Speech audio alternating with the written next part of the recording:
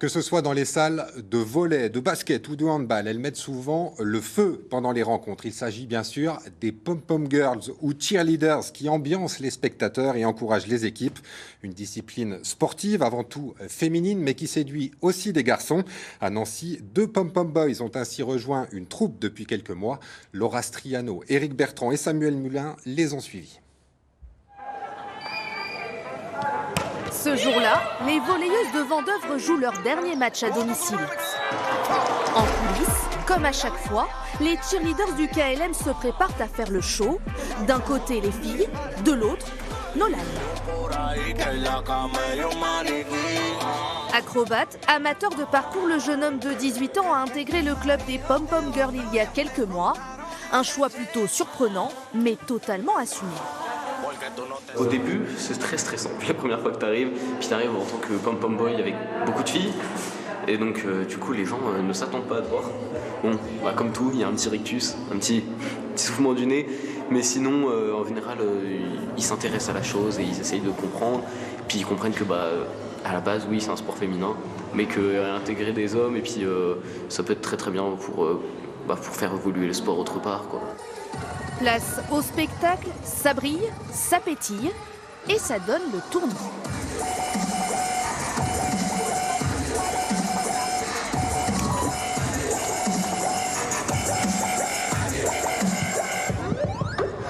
Vous trouvez ça bien qu'il y ait des mecs qui se mettent aussi à ça? Évidemment, on a l'égalité des hommes et femmes, non? Alors, pourquoi pas dans l'autre sens? C'est impressionnant ce qu'il fait et puis il faut les encourager à le faire parce que c'est cool.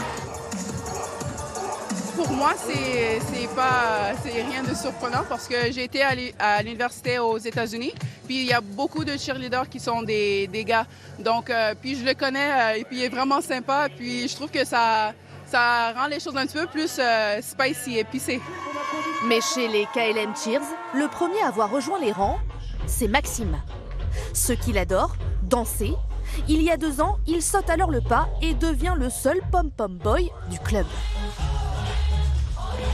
Il y a toujours la petite boule au ventre. Je me dis, faut pas que je me plante, faut assurer et tout ça. C'est certains mouvements qui sont rapides où j'ai un petit peu du mal à les enchaîner, mais ça va le faire. Avec de l'entraînement, on y arrive. Max a vraiment progressé parce qu'il débutait donc sans danse. Et Nolan avait déjà un peu de base de danse, il était assez souple et tout ça en fonction du sport qu'il fait. Donc ça a été quand même plus simple pour lui, mais ils évoluent vachement bien tous les deux. Les mentalités évoluent et ça fait du bien.